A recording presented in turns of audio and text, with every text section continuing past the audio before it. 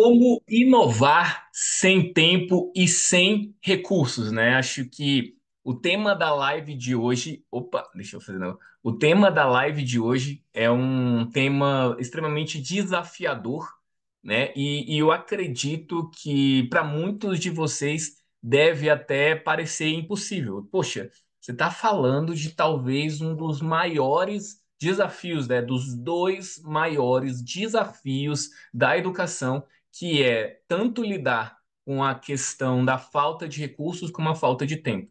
Então, o que não falta são situações ou oportunidades, né, em que as pessoas digam, né, de desafios que vive a nossa educação, né? Eu não preciso ir muito longe para dizer o que está dando errado, né, do nosso sistema educacional. A gente vive, por exemplo, uma desigualdade brutal, né, socioeconômica, por assim dizer, da nossa educação.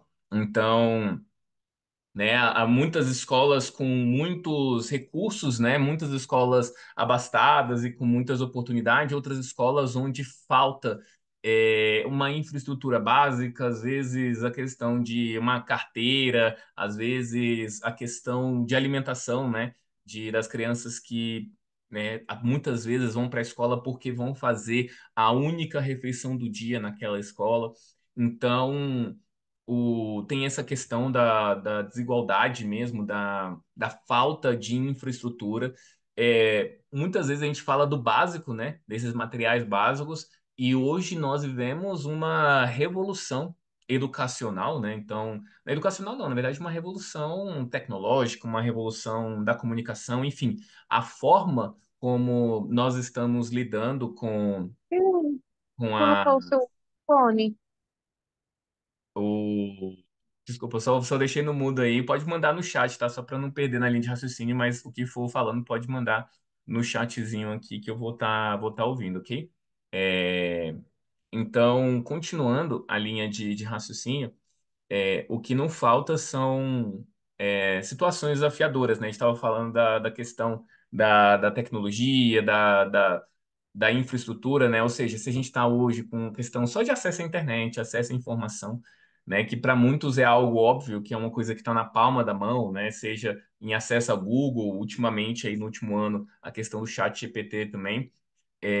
Mas isso é para quem tem ali aquele recurso na palma da mão. Para quem não tem, essa questão é bem desafiadora. Então, a gente percebe que o acesso a essa questão, ela faz uma diferença muito grande na formação, né? A gente vê o que pode se perceber como um perigo mesmo na formação, lá na frente, né? O que a gente vê das pessoas que tiveram essa oportunidade das que não tiveram, a diferença ela vai ser gritante, ela vai ser brutal.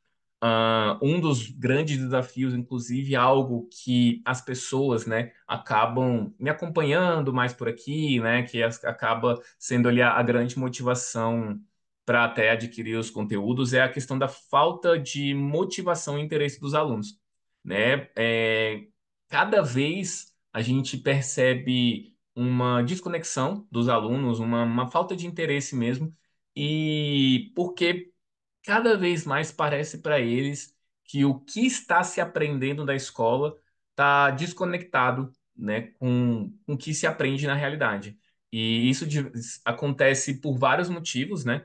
Muitas vezes até por uma certa, vamos dizer assim, inversão de valores, né, de prioridades. Às vezes eles acham que, sei lá, que vale a pena é se tornar youtuber, se tornar algum, sei lá, esportista ou alguma coisa assim.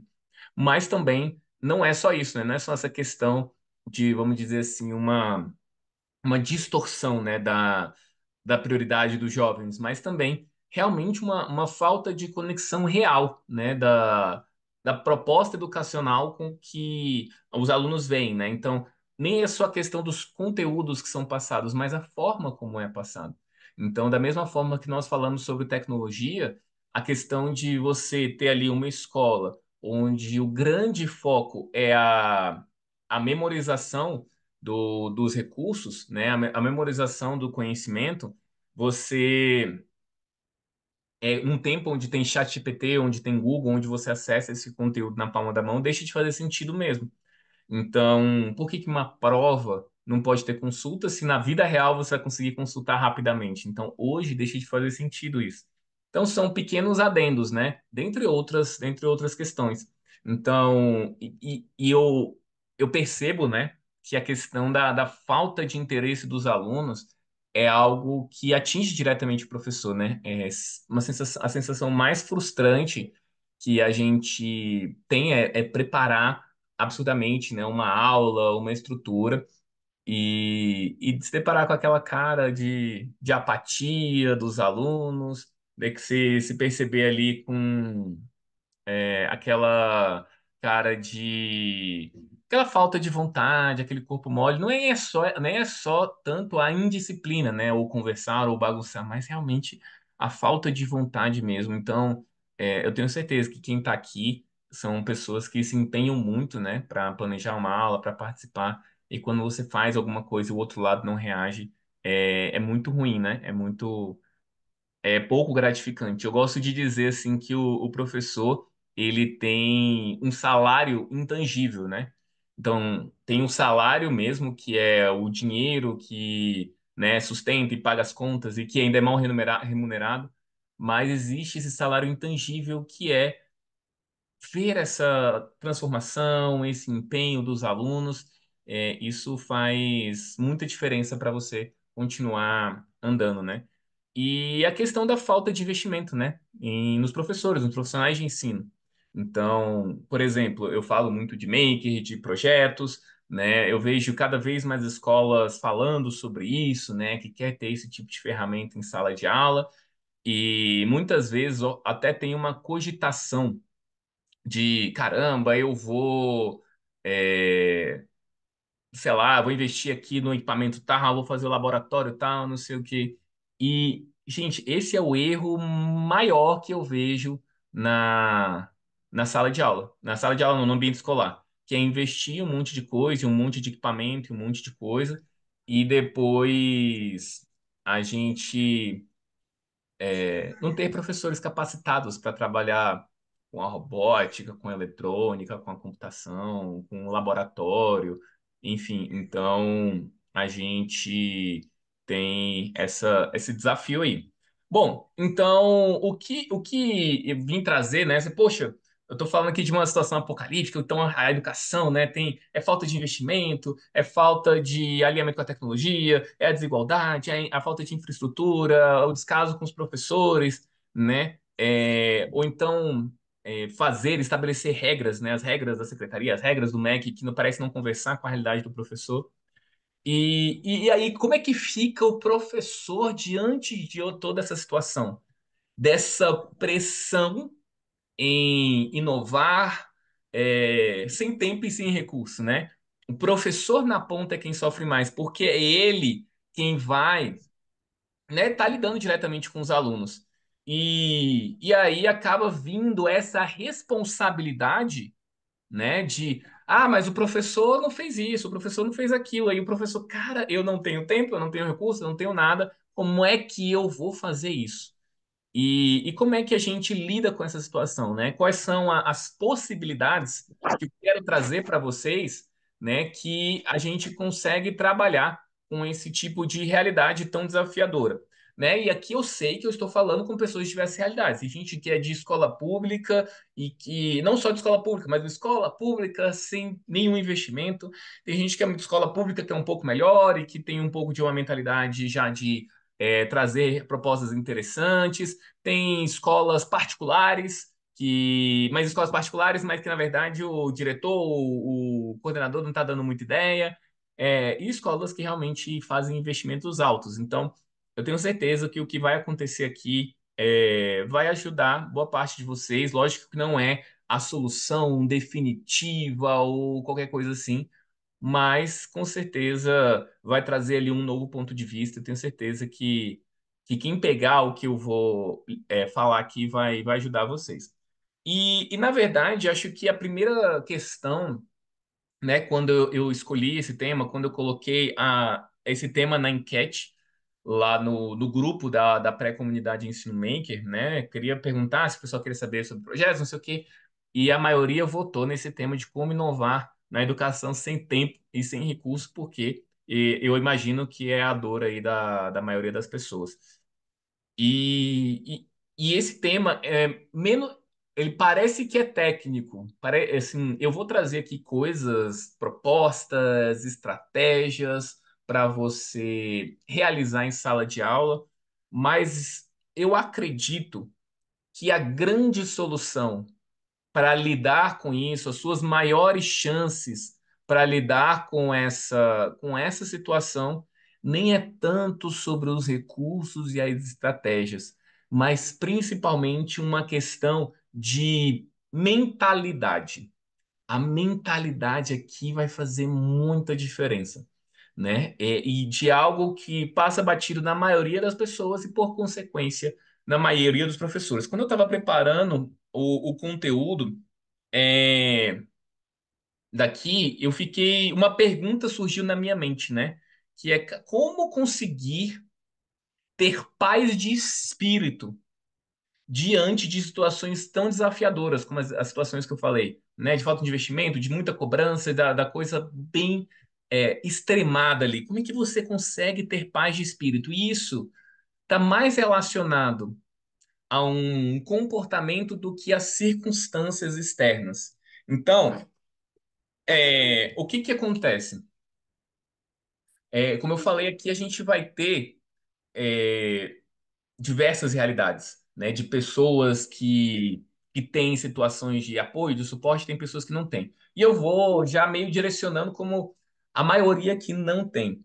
Fala, Luan, como é possível eu ter paz de espírito se na minha escola não me dão suporte, suporte material, suporte de capacitação, suporte emocional, né? Como é que eu faço e as pessoas não reconhecem meu trabalho? Muito pelo contrário, elas só cobram mais e mais e mais. E a verdade, primeira grande verdade que a gente tem que estabelecer aqui.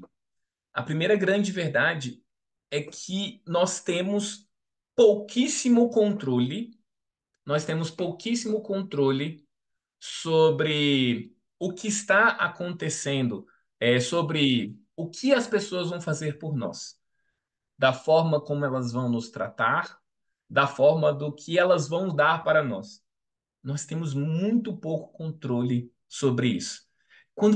Gente, sem sacanagem, se vocês entenderem essa questão, isso não vai melhorar só a forma como você lida com a sala de aula, mas isso vai melhorar a forma como você lida com os desafios da vida, nos relacionamentos que você tem, no casamento, com amigos, com tudo. A gente tem muito pouco, para não dizer nenhum, sobre as coisas externas. E aí talvez você deve estar pensando, poxa, mas e aí? Agora eu fico de braço cruzado esperando as coisas acontecerem? Não necessariamente, né? Mas o primeiro pensamento é esse. O primeiro pensamento que vai trazer essa paz de espírito é entender que nós temos pouquíssimos controles sobre isso. Isso é tão forte que é só a gente pensar o quanto nós temos dificuldade de controlar a nós mesmos. O quanto a gente tem dificuldade. Poxa, a gente está falando de começo do ano aqui, geralmente falar de início de ano é, sei lá, melhorar a alimentação, fazer a dieta, e esse ano vai ser diferente. Cara, muitas vezes a gente não consegue se controlar para não comer aquela batata frita, aquela pizza. A gente sabe que não deve, a gente sabe que não está alinhado com o nosso objetivo, a gente faz mesmo assim. E aí nós precisamos ter um trabalho mental para não ser tão assim, de não atender tanto aos nossos impulsos, ou então aos nossos comportamentos. Nossa, eu não quero ser uma pessoa tão grosseira, eu não quero ser uma pessoa tão reclamona, mas ainda assim eu continuo reclamando, ainda assim eu continuo sendo grosseiro. Então, é um desafio constante ser melhor para nós mesmos. Quiçá dizer o que o outro vai fazer, dizer o que o outro tem controle sobre nós. Então, a primeira pergunta que vai trazer essa paz de espírito é entender esse ponto e fazer uma pergunta muito simples e muito sincera. Eu estou fazendo o meu melhor? e falar de coração, sem, vamos dizer assim, sem criar armaduras, cara, de coração mesmo. Estou fazendo o meu melhor com os recursos que eu tenho. Luan, eu não tenho. Lá na escola é só caneta e papel. Você está dando a melhor aula que você pode com caneta e papel? Será que você buscou essa proposta? Ah, mas o pessoal devia. Cara, tá, mas o pessoal não deu. O pessoal não fez. Com o que você tem? Você está fazendo o seu melhor? Com o que está ao seu alcance? Porque quando a gente para pensar de uma maneira mais sincera, é porque no fundo a gente se frustra por causa da expectativa do que eu queria fazer e não consigo, do que aquilo que realmente deveria ser. Então, a primeira pergunta sincera que é necessário fazer, cara, eu estou fazendo o meu melhor. E tem um conceito muito interessante de um livro um dos meus livros favoritos, que chama Sete Hábitos das Pessoas Altamente Eficazes. E quando eu me deparei com esse conceito, a, as coisas, cara, mudou muito a forma de eu enxergar as coisas, né? De eu fazer da forma como eu vejo o mundo, da forma como eu lido com as situações, né? Depois que eu entendi isso, assim, me trouxe muito mais leveza e mais do que isso, me trouxe até resultados, né? Do que eu queria fazer. Então, o que acontece? Eu vou até pegar aqui um pente, fazer um desenho no pente, que é mais ou menos assim. Existem dois tipos de problemas que nós temos, tá? Então, o primeiro problema vai estar aqui nesse círculo grandão aqui. Esse círculo grandão é o que nós chamamos de círculo de preocupação. Aqui você vai ter todos os seus problemas. Nesse ciclo de preocupação, você tem dois tipos de problemas. O problema que você tem controle e o problema que você não tem controle. Por exemplo, se não tem controle, vamos dizer assim, o... Olha que legal, a Marilda falou que no colégio dela tem os sete hábitos. Maravilhoso, eu adoro os sete hábitos. Então, assim, no fundo, você tem o ciclo de dois tipos de problemas. Problema que você tem controle e o problema que você não tem controle. Tem um terremoto. Cara, você não tem controle sobre isso. Aí você tem controle como é que você vai lidar com esse terremoto? Aí você tem controle sobre isso. Mas você não tem controle se o terremoto destruiu a sua casa. Você não tem controle sobre isso. Então, e dentro desse ciclo de preocupação, você vai ter o ciclo menor, que é o círculo de influência. Então, o círculo de influência são as coisas que estão ao seu alcance, é o que estão à sua disposição, tá? Então, o que que acontece? Geralmente não, né? Cada pessoa é de um jeito, mas a maioria das pessoas, sendo bem sincero, foca aqui em problemas externos, problemas que elas têm pouca influência, né? Fala, é porque o Brasil é desse jeito, porque os políticos não sei o quê, e porque a secretaria, blá, blá, blá. Então são problemas externos, que ela não tem controle. Nem estou dizendo se está certo ou se está errado, ou se ela tem razão ou não tem razão, mas são problemas que ela tem pouca influência. E aí aqui dentro tem o ciclo de preocupação.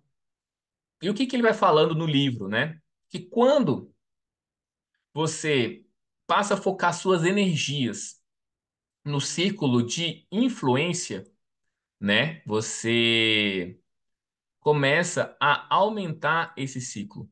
E os problemas que está na sua mão, você consegue resolver cada vez melhor. Então tá, tem um terremoto. Mas será que eu consigo prever onde é que vai ser o terremoto? Será que eu vou construir uma casa onde não pega o terremoto? Ou como é que eu vou lidar até principalmente emocionalmente se eu passar por um terremoto? Isso está nas minhas mãos. Esse controle, essa forma de reagir aos problemas está mais na minha mão. O problema eu não consigo. A forma como eu reajo faz diferença. Então, e aí por isso está tudo relacionado a essa questão de foque no que está ao seu alcance. A sua paz de espírito virá disso. Se você começar a pensar em todas as situações da sua vida que geram frustração, Geralmente vai ser nessa quebra de expectativa, nem é tanto pela coisa em si, mas pela quebra de expectativa. Então, porque você acha, sei lá, se você pensa assim, ah, mas minha aula só seria boa se eu tivesse o kit de robótica da Lego. Você já treinou a sua mente, você já colocou na sua mente, cara, não tem como dar aula boa se não tiver o kit de robótica da Lego. Você não vai pensar em alternativas, você não vai treinar o seu cérebro para trazer uma proposta que seja diferente dessa. Então você não vai buscar o que está ao seu alcance. Ah, mas Luan, não é justo, mas a escola. Cara, não estou falando sobre isso. O tema da live não é esse. Essa não é nem minha especialidade. A minha especialidade é ajudar professores das diversas realidades a transformar sua sala de aula.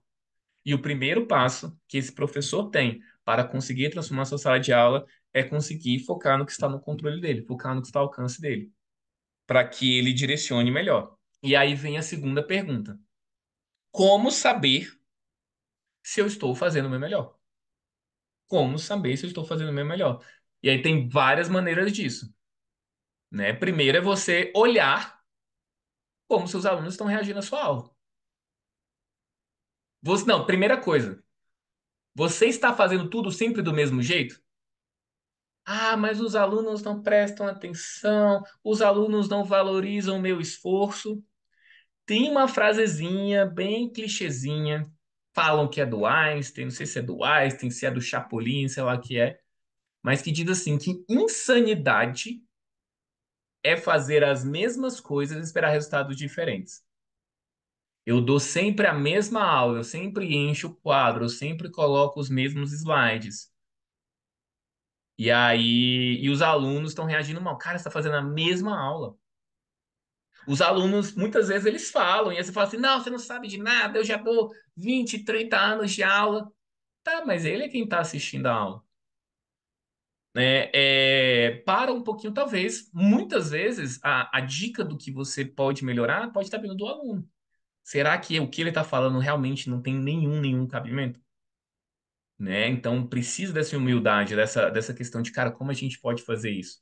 Ou até mesmo de feedback, de coordenação, de direção, de paz. Lógico que também essas pessoas têm um hábito mais da reclamação do que da solução, mas é olhar de coração aberto o que pode ser feito. Então, e aí é ver isso, ver se você está fazendo as mesmas coisas. Se as coisas você está. Aí qual é o próximo passo? Buscar novas propostas. E eu até, assim, eu nem vou, vamos dizer, culpar você se você está aqui, se você está no Zoom, se você está no Instagram, cara, você é uma pessoa que procura coisas diferentes. Né? O que eu mostro aqui, o que eu compartilho de projetos, de propostas, não é comum. Não são todas as escolas que têm. Então, se você está se dispondo a estar numa quinta noite para me escutar, então eu sei que você está buscando novas propostas. E isso é muito legal. Mas não é o suficiente. Né? Não é ver uma live ou duas que vai mudar a vida, né? Realmente se aprofundar nisso. E tem uma segunda questão que é ainda mais importante, mais vital, que é aquilo que eu estou vendo de novas propostas. Nossa, eu sigo vários perfis no Instagram, eu estou vendo várias propostas no Pinterest. Eu vejo vídeos de projetos muito legais no YouTube. Tá, que bacana. Quantos deles você está colocando em prática? Eu tenho um. Só no Instagram tem um montão de projetos com recursos de baixíssimo custo. Papelão, tampinha de garrafa, não sei o que e tal. Só os meus. Quantos deles você está colocando em prática? Não, gente, a gente tem que tomar um cuidado, e muitas vezes a cultura educacional ela é muito forte nisso, infelizmente, que é a obesidade mental, né? Muitas vezes a qualidade de um professor é medida ali na quantidade de títulos e capacitações que ele fez. E então, às vezes, para ser contratado, para conseguir um projeto, o pessoal vai olhar se ele tem. pós-graduação, mestrado e doutorado e não sei o quê. Eu tenho um diploma de metodologias ativas, eu fiz uma pós em Maker, eu fiz uma outra pós em a taxonomia de Bloom e tal. Cara, legal, é bom e é importante mesmo, mas quantas desses conhecimentos você está se dispondo a realmente colocar em prática na sua sala de aula? Porque faz toda a diferença. Não é só a teoria que é o suficiente. Quantos de vocês, sendo bem sinceros, se puder me botar no chat aí, formaram na pedagogia, no curso de licenciatura de vocês, estudou 5 anos, e quando entrou em sala de aula se sentiu completamente despreparado? Quantos de vocês se formou? Cara, você estudou muito na faculdade, muitos de vocês, nas faculdades melhor renomadas, às vezes nem, não era que a faculdade é ruim, mas se sentia, cara, sentia nervoso, sentia, nossa, eu não sei o que eu estou fazendo. Por quê? Porque nas universidades o que acaba preconizando é uma questão teórica. E muitas vezes você vai lá estudar Piaget, estudar John Dewey, estudar não sei o quê. E aí você entra na sala de aula, você até gosta daquelas aulas e tudo mais. E aí você entra em sala de aula, você fala, cara, nada daquilo que eu estudei consegue entrar na prática. E não é porque não funciona na prática, é porque havia uma desconexão. Houve muita necessidade de você entender o conceito, entender as origens e não sei o quê, e colocar em prática. Não colocava em prática. E aí o que acontece? Isso é até pior para a educação. Que aí a pessoa fala, não, isso aí não funciona, não, tal. O povo mais fala do Paulo Freire. Ah, o Paulo Freire, a escola está sendo destruída, Paulo Freire, não sei o quê. O problema nem é o Paulo Freire. As coisas que o Paulo Freire fala, na verdade, não é aplicado na maioria das escolas. O protagonismo do aluno de verdade não é. De verdade não é. Então, antes de entrar no mérito, se é bom ou não, se é certo ou não, cara, nem aconteceu. Você só aprendeu lá na faculdade, achou bonito e a maioria não aplica. Não aplica. Então, a prática, ela é surreal. O próprio Menck. Beleza, você tá aqui. Eu vou falar mais disso depois também.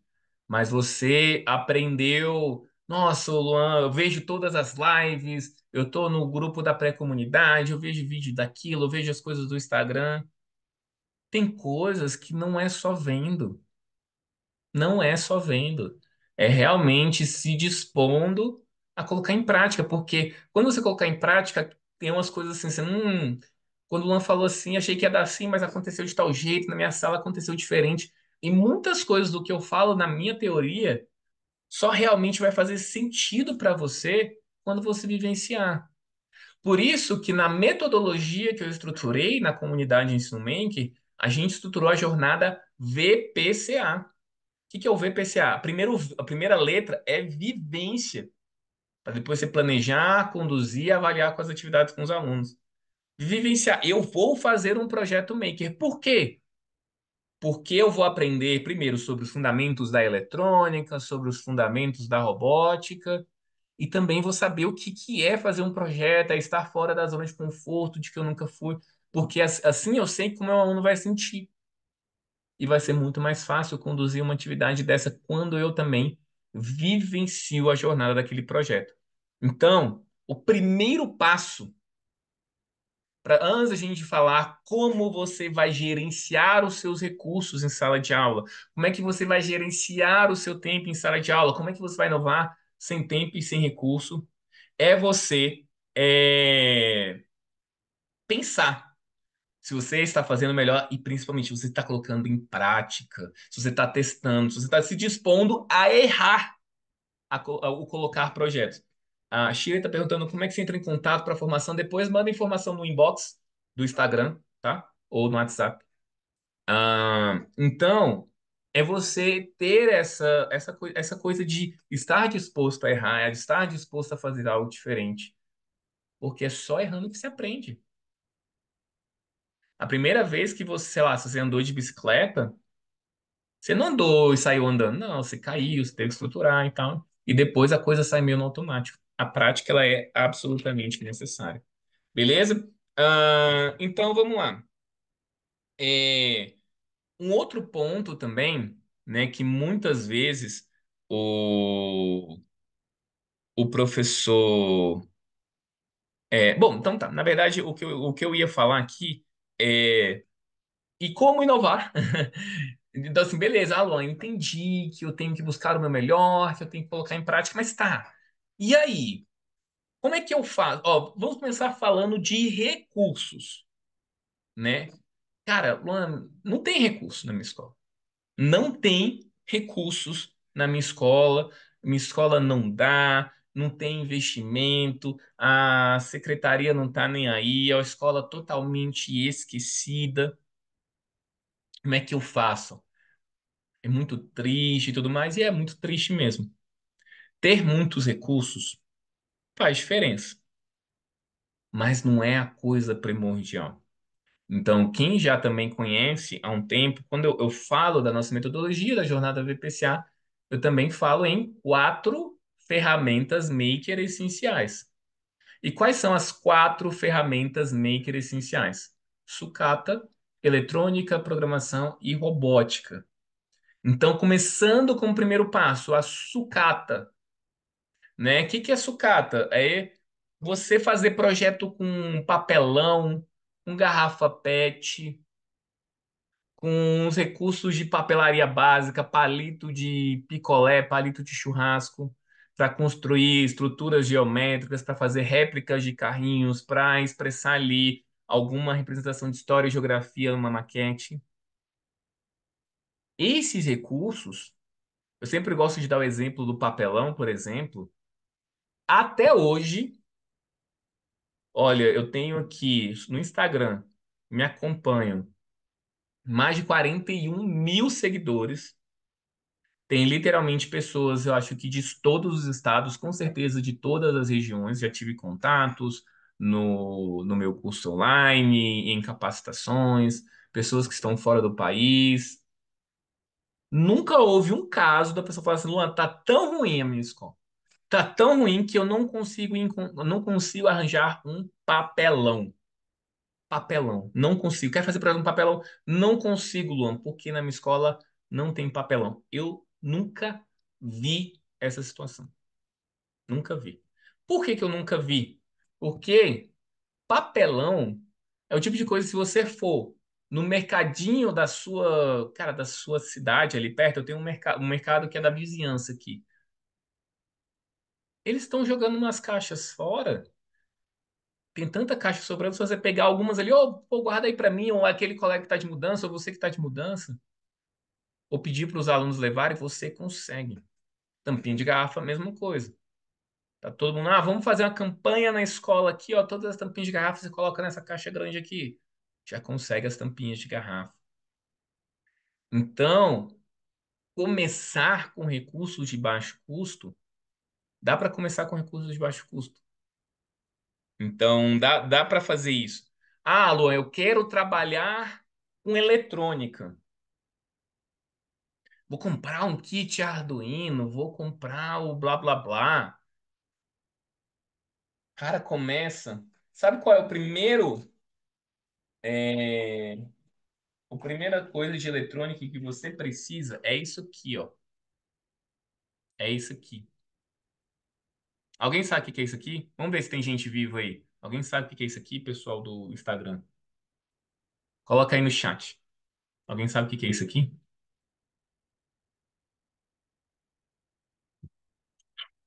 O Instagram tá mais difícil de ver, que tá pequenininho. Bota aí no chat. Olha lá. LED. Um LEDzinho. Quanto custa um LED desse? Quanto custa um LED desse? Vamos ver se essa aqui ela tá boa de prova aí, a Luana. Quanto custa um LED desse?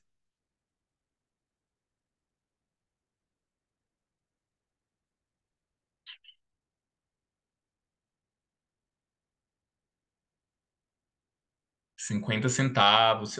Ó, o Instagram, aquele, A Luana falou o mesmo preço, que 50 centavos, se for muito caro, R$ 1.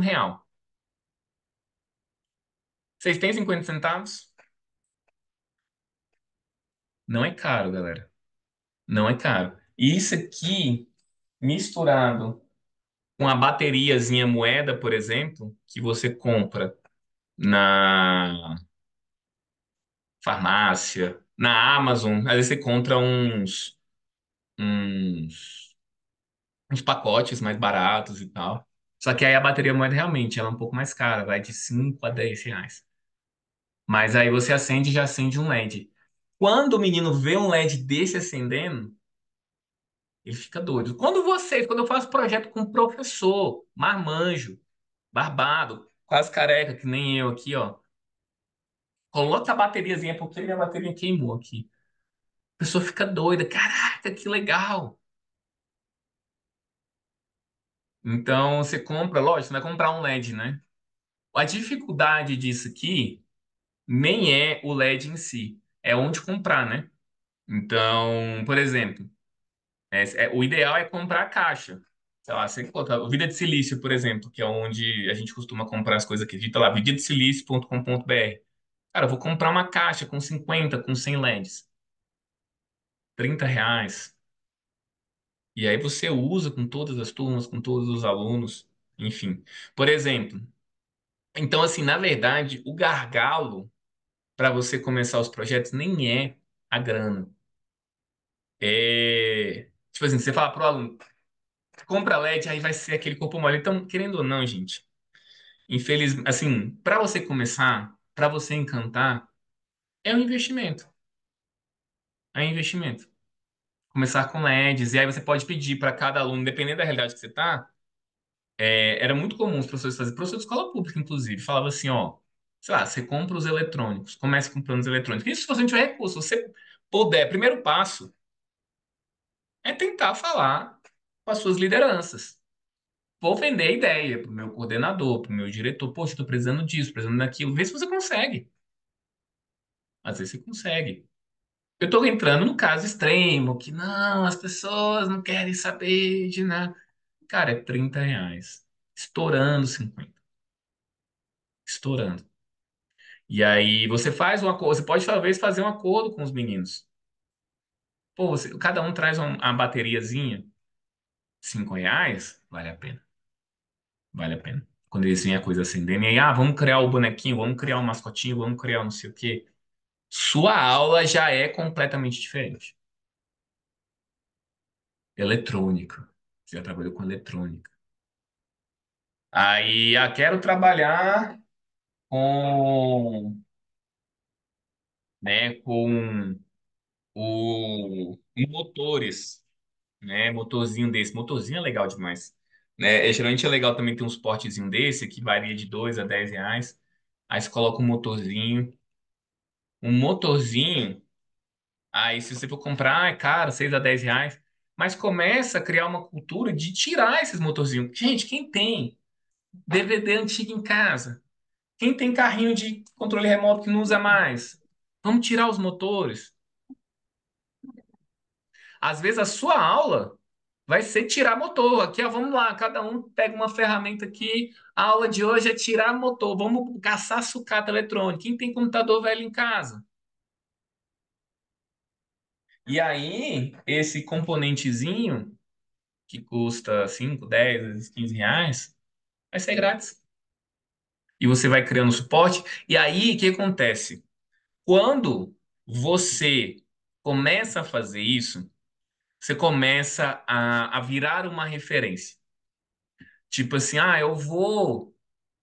Quando as pessoas, alguém da escola, ou até parente, quando vê que você trabalha com isso, a pessoa já começa a falar: Ó, Marilda, eu sei que você trabalha com os eletrônicos lá, ó, já tem um negócio lá que eu quero descartar, posso mandar para você? As coisas começam a surgir para você, porque você é o maker, a maker. É você que mexe com essas paradas e tal. O que as pessoas me mandam, assim, amigos meus, assim, ver um projetinho de sucata, lá, eu vi isso aqui e lembrei de vocês, você nem precisa ficar procurando.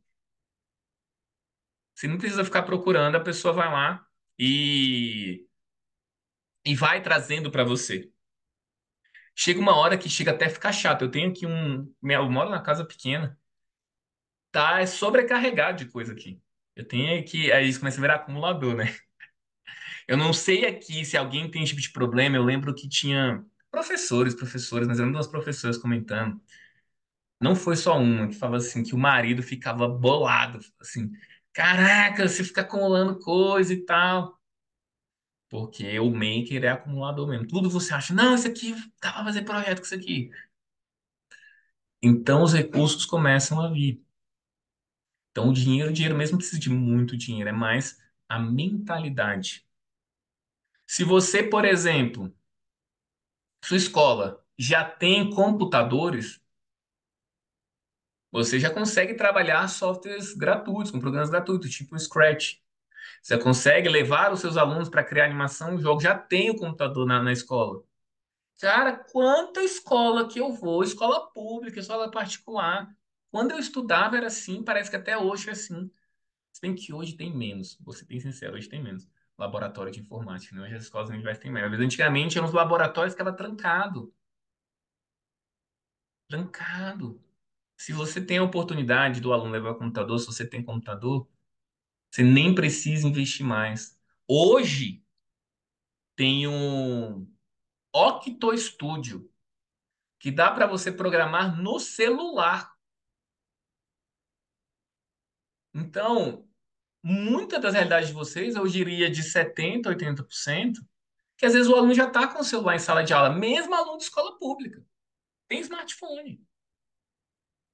Pô, vamos baixar um Octo Studio para vocês fazerem uns joguinhos aqui, linguagem em blocos, em português, fácil, intuitivo. Comprou nada, já usou os recursos que eles têm. Então, assim, dá para fazer isso, né? Quando a gente, muitas vezes, né, quando fala em projetos, né, acho que o Maker já tá, eu vejo que quando as pessoas falam em Maker, já existe um pouco dessa cultura do, projeto de sucata, projeto de baixo custo e tal. Mas você não precisa de 250 mil. Eu lembro que eu estava fazendo uma consultoria gratuita com um professor, e aí ele, não, que eu quero trabalhar experimentos e tal, mas eu vi que para fazer um laboratório de física é 250 mil. Caraca, 250. Aí realmente, aí é rara, são raras as escolas que tem.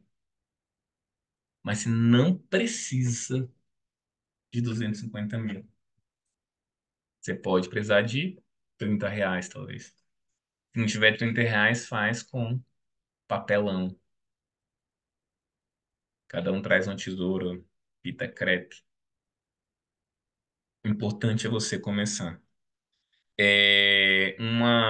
Um tema polêmico também. Você, pô, mas eu vou investir do meu bolso. É justo? Não, acho que não é justo. Eu acho que se nós vivêssemos no mundo ideal, nós teríamos uma gestão super que está atenta às nossas demandas e que investiria e tudo mais. Então não é justo. Mas o que eu gosto o meu raciocínio nem é sobre ser justo ou não ser justo. É sobre esperar que as coisas sejam feitas. Então, quando eu olho uma situação como essa, de talvez eu ter que tirar do meu próprio bolso, eu vou partir de duas situações. A primeira é, ou eu vou ser a pessoa que está reclamando por justiça e que deveria ter o recurso e tudo mais, e vai demorar, ou talvez nunca vai acontecer, isso demorou 5, 10, 15, 20, 30 anos. Ou eu vou dar o primeiro passo, mesmo que não seja talvez a coisa mais justa ou certa. Porque existe um objetivo maior na frente, de testar e fazer as coisas com os alunos, ver a transformação da vida dos alunos. E eu gosto muito de dizer, para mim eu gosto muito de trazer esse raciocínio, que às vezes é investimento, e não é só um investimento de reconhecimento, é um investimento de saúde mental. Saúde mental. Por que eu estou falando que é um investimento de saúde mental? Porque, beleza, você fala assim, não, eu me recuso a tirar dinheiro do meu bolso para ir à escola, porque não sei o quê. Beleza, e aí você realmente não tirou dinheiro do seu bolso, mas você está estressado, você sabe que podia ter um recurso melhor, mas você não arreda, porque é certo mesmo. Aí você sai e tá comprando remédio para ansiedade, para depressão, porque você está frustrada com o seu trabalho, porque as coisas não acontecem do jeito que você gostaria, porque você não aguenta mais. Então, o investimento é na saúde mental, porque eu sei que vocês trabalham muito. Vocês passam 8 horas, às vezes vocês passam 3 turnos trabalhando. Esse momento em sala de aula tem que ser bom. Não é que ele vai ser fácil ou dar tudo certo. Ele vai ser desafiador, mas ele não pode ser um suplício. Ele tem que ser um desafio gostoso na sua vida, porque é onde você passa a maior parte do dia. E se não é assim, você vai adoecer muito rápido. Você vai adoecer muito rápido. Então é investimento, não só nos alunos, não só no futuro dos alunos, mas é investimento para você. E aí acontece, é muito, não é muito comum não, mas acontece. É, o seu trabalho, de novo, não é justo, não é certo, mas acontece. O seu trabalho, ele começa a ganhar visibilidade. E aí a pessoa, pô, olha só, falando das práticas legais, mal sabe ele que faltou aquele apoio no início. Porém, se uma escola, por exemplo, ganha uma verba, pode ir na escola A ou na escola B, ou investir. Vocês acham que eles vão optar pela escola que já faz alguma coisa ou para a escola que não faz nada? Eles vão optar para a escola que já tem. Tipo assim, fala, caramba, fulano já fez sem recurso, imagina você investir nele. Porque já vê que a coisa tá meio que em movimento. Porque vamos se colocar um pouquinho no lado de uma pessoa que está numa gestão da escola. Quando ela cogita investir o dinheiro, é um investimento e é um risco. Ela não sabe se vai dar certo ou se vai dar errado. Quanto mais ela tiver uma certeza de que aquele dinheiro investido vai valer a pena, mais ela vai se sentir segura para investir, porque gente pedindo dinheiro tem o tempo todo.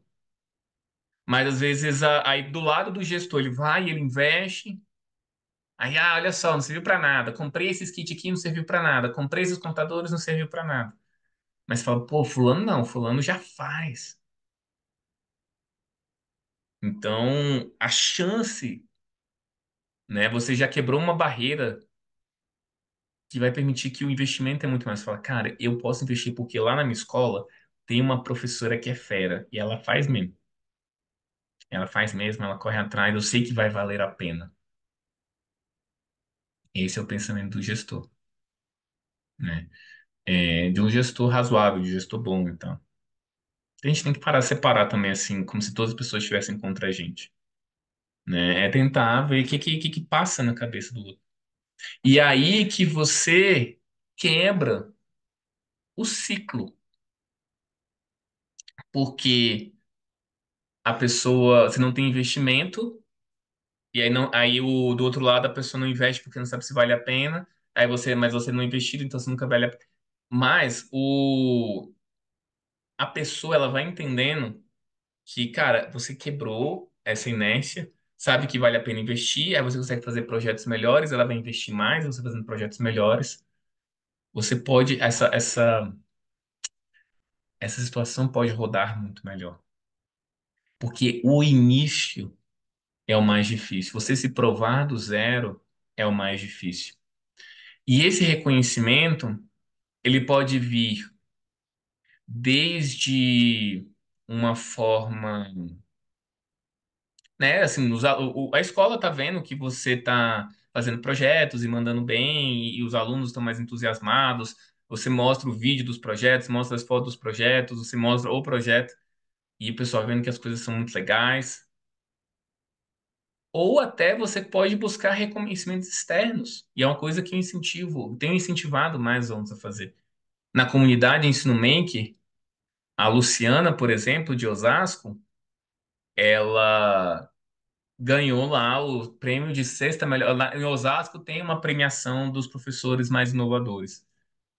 E aí ela aprendeu sobre Maker ano passado, começo do ano passado.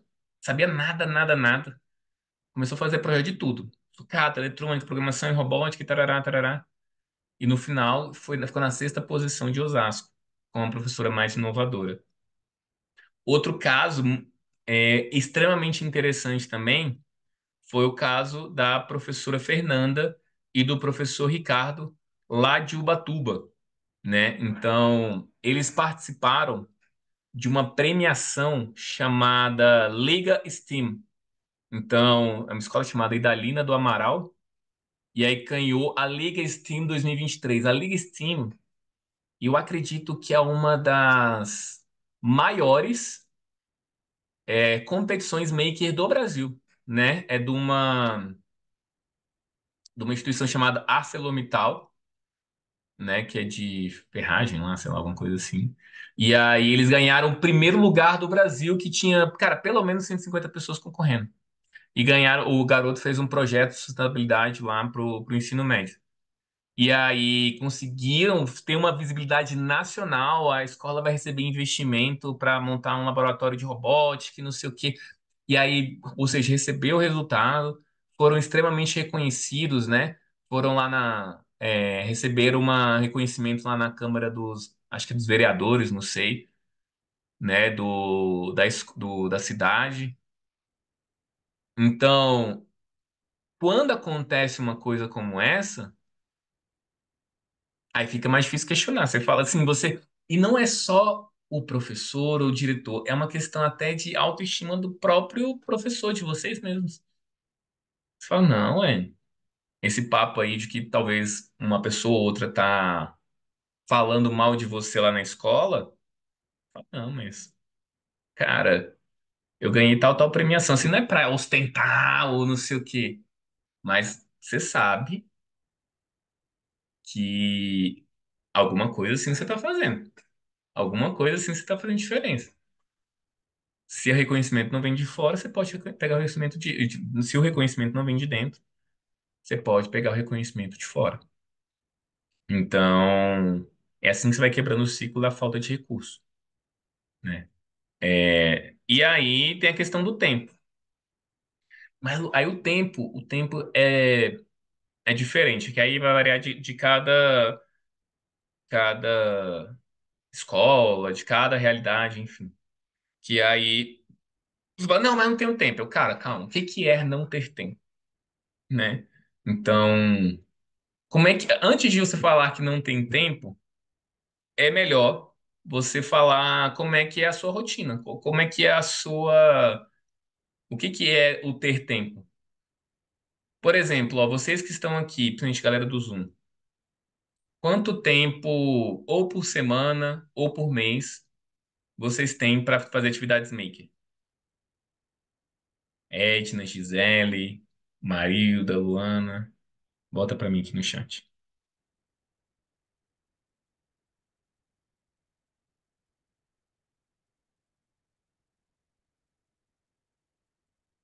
Quanto tempo vocês têm para fazer atividade? Vocês costumam levar para fazer uma atividade? Se já fizeram, né? Ou fala assim, não, nunca fiz atividade. Ó, Marilda tem uma aula de 45 minutos, pouquíssimo. Já é um desafio, já. A gente já trocou umas ideias, né, Marilda? Você já falou um pouco sobre isso. Vou pegar o caso da Marilda. 45 minutos, pouquíssimo.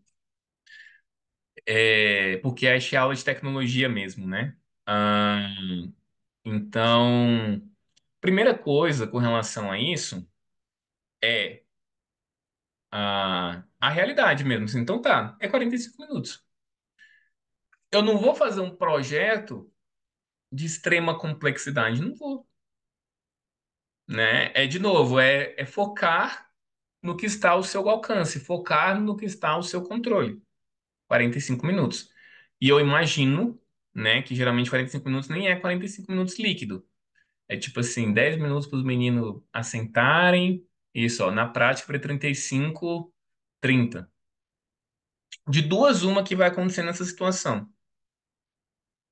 Se eu me lembro, acho que nas escolas são projetos que você tem que seguir um livro, né? Mas vou supor que não é isso por enquanto, tá? Porque aí senão a gente vai entrar em outro tema. Ou vai fazer projetos muito, muito simples,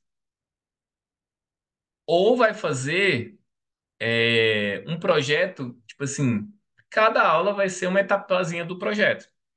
Como assim?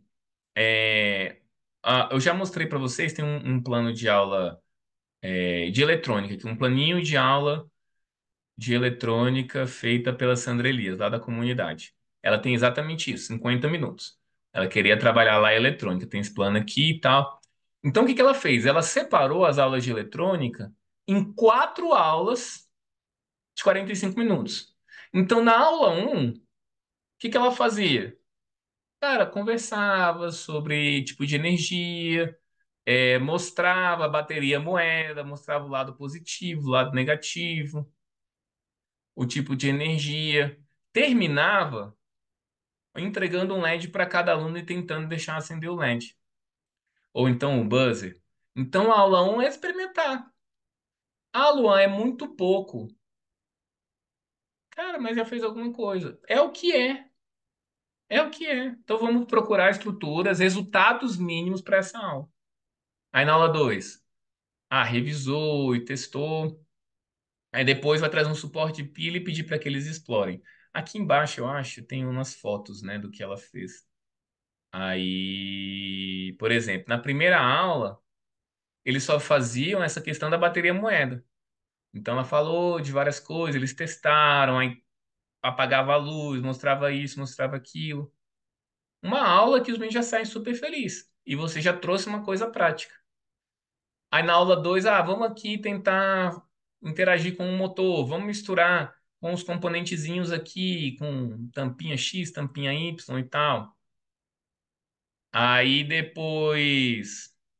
Aí depois, vamos construir. Aí ela mostrou o circuito do clipe de papel, que aí no caso, ela já deixou meio que preparado.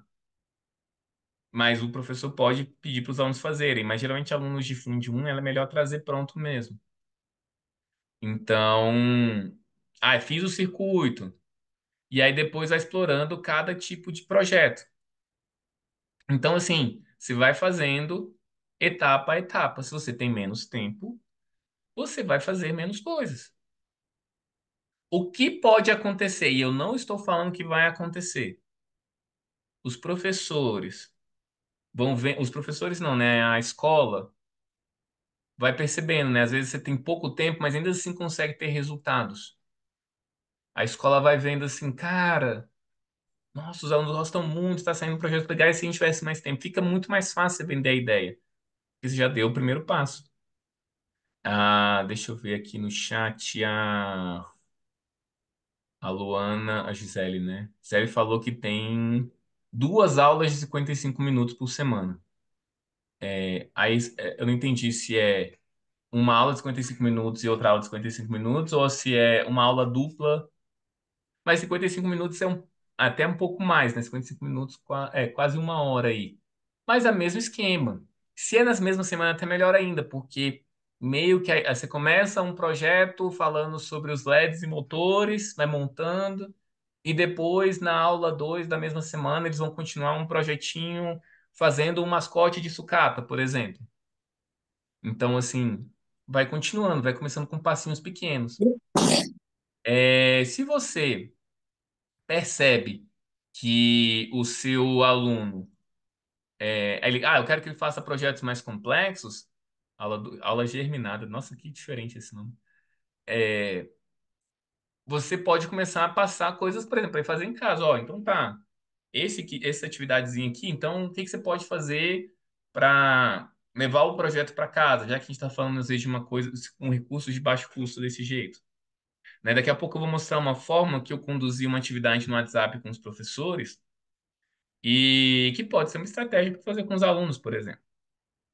A Maria está falando que a primeira aula é expositiva, a segunda é organização e a terceira é a apresentação do projeto. Também é uma forma, né?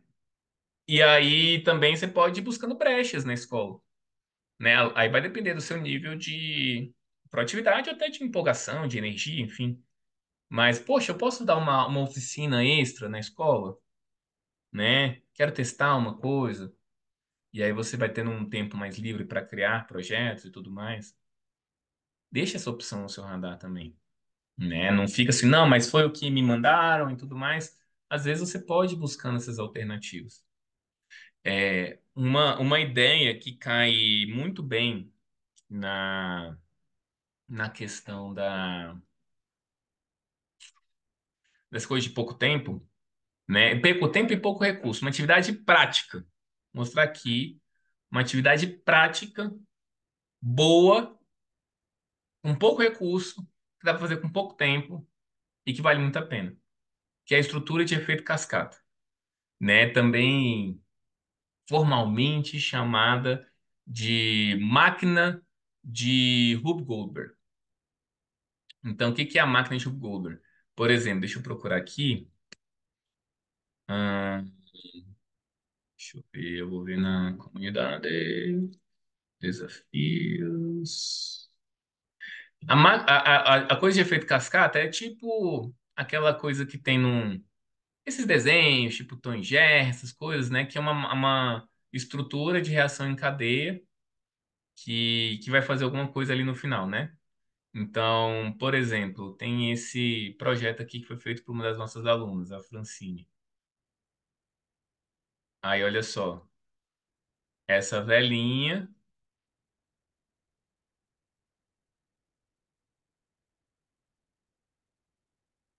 aí o carrinho bate. Então, vocês já viram, acho que vocês já viram projetos desse jeito, né?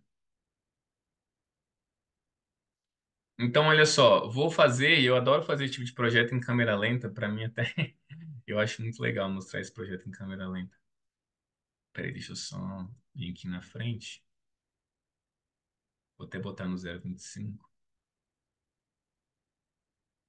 Então, olha só, aqui tem vela, copinho, bolinha. Acho que isso aqui é uma estrutura de papelão, balão, garrafa. E é muito legal fazer isso. Bom,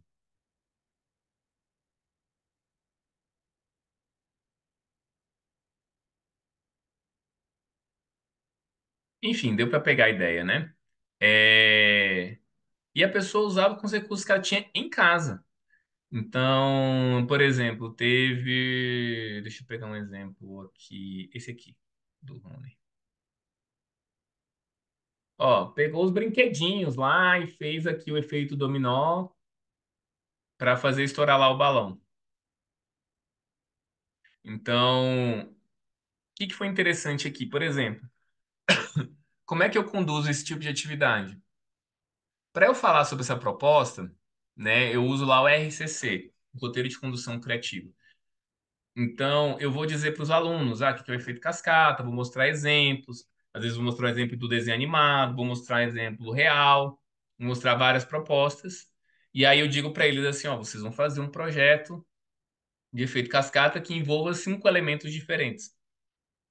Aí você vai ver o que que você tem na sua realidade. Você quer fazer isso em sala de aula?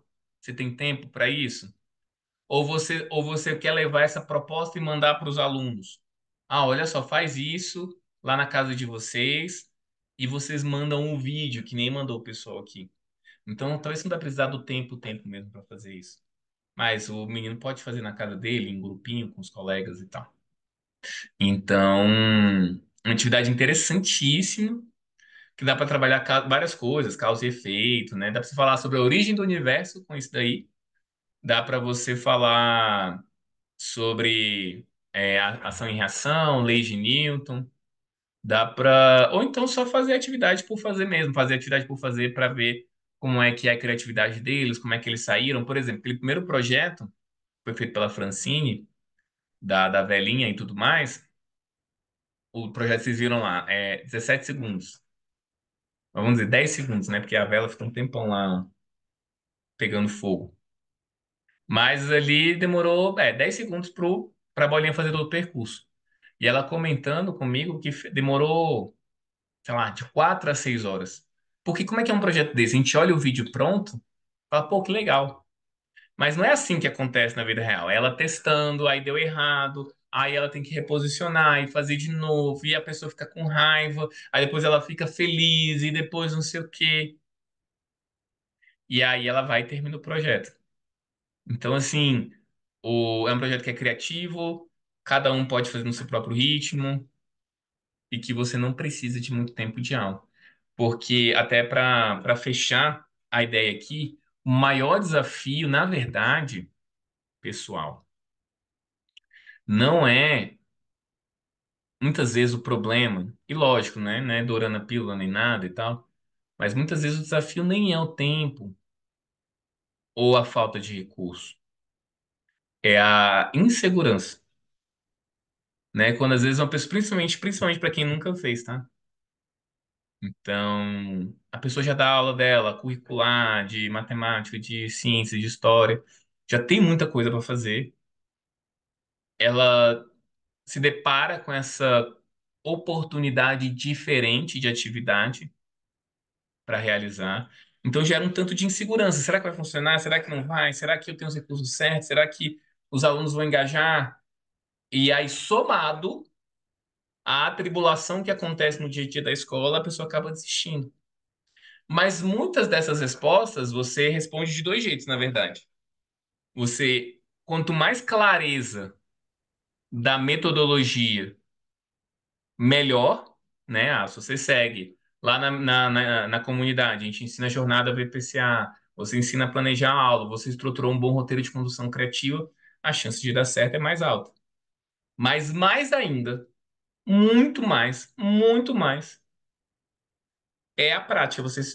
Muitas respostas só virão da prática. Meus alunos vão engajar? Esses foram os melhores materiais? Você só vai. A melhor forma de descobrir é fazendo. E sabendo que a primeira versão não vai ser boa. Que a sua aula não vai ser excelente, não. Que vai ser meio travado. Que você vai perceber, naquele minuto eu devia ter explicado de tal jeito.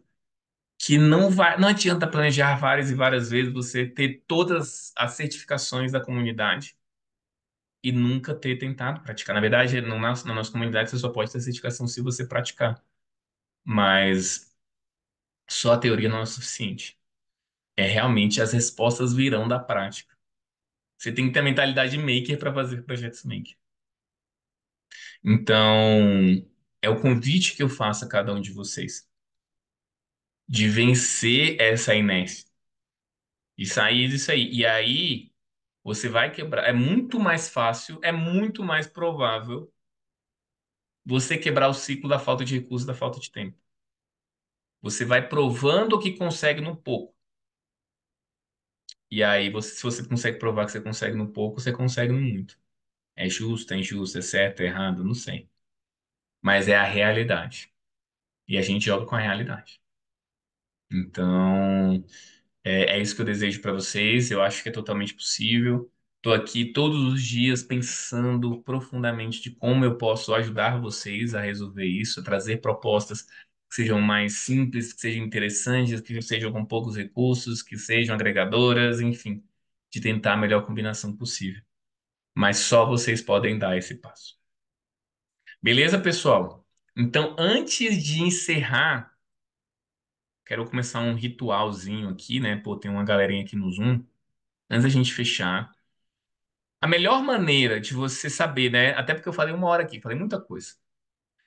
Eu queria que vocês botassem aqui no chat qual foi sei lá, a lição que ficou mais forte, mais presente para você. Bota aqui no chat. Fala para mim qual foi seu maior aprendizado aqui. Ana Clara, Edna, a Eleni, galera que tá no Instagram também, né? Não sei se foi, se voltou. A maior lição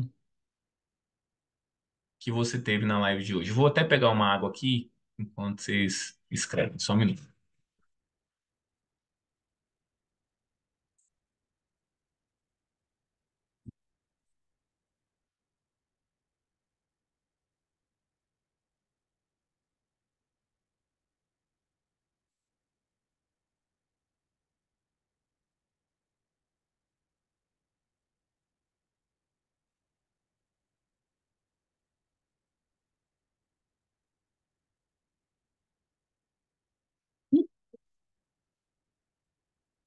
Olha, tem gente fugindo aí, hein? Ouvir você, sua generosidade em compartilhar seus conhecimentos, não só hoje, mas na prática. Obrigado, Matilda.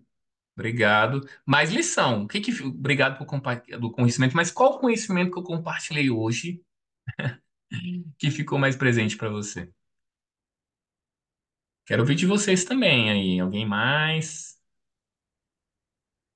Ana Clara, a Etna, Gisele, Luana, Luana Klagenberg, é Klagenberg que fala. Vamos lá, galera.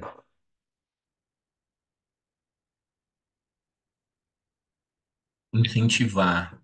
Você pode ser um pouco mais específica, Gisele? Como assim incentivar? Marilda, não Marilda. Marilda, não Marilda. Não entendi.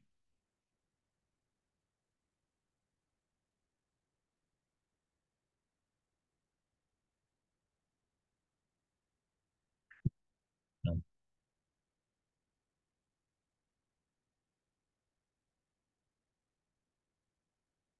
Ó, galera, vamos treinar essa lição aí. Eu sei que muitas vezes o pessoal. Ah, tá, acho que falar é da busca de. Ah, de buscar. A importância de buscar conhecimento. Legal, legal. E reforço. Buscar conhecimento, muito bom, porém, colocá-lo em prática é mais poderoso ainda. Eu queria até que vocês começassem a ter uma repulsa em só buscar conhecimento. Fala assim, tá, e aí. Ah, legal. Às vezes tem as ideias, você que só fala fica mais fácil de pôr em prática através do conhecimento. Ah, legal, legal. Bom saber. Às vezes é isso, né? Às vezes faltam algumas coisas para encaixar, né? Show, show, show. Mais alguém? Alguém quer falar, o microfone da fala, que não só os recursos, somente precisa iniciativa. Exatamente. Não só recursos. Essa é o maior, vamos dizer assim, uma crença mesmo, sabe? Dos professores, assim. E não é que, e de novo, não é dourando a pílula, ou falando de recursos, tem gente que passa por situações bem desafiadoras. Sei que muitos professores tiram leite de pedra. Mas, cara, não é só professor, mas todo mundo tem um pouco essa cultura de reclamar e não pensar numa solução, entendeu? E é interessante a gente virar esse jogo. Mas beleza, pessoal. Eita, peraí, deixa eu ter um negócio aqui. Muito obrigado por vocês que ficaram até aqui, mais de uma hora de live. E muito bacana. Eu tenho esse problema que se puder falar, eu fico falando um tempão, mas eu acho que ficou algumas coisas mais presentes. Obrigado por estarem aqui e a gente vai se encontrando de novo, quinta às 8 horas, para falar de mais atividades maker. Beleza? Valeu, pessoal. Excelente noite. Obrigado. Valeu e até a próxima. Tchau, tchau.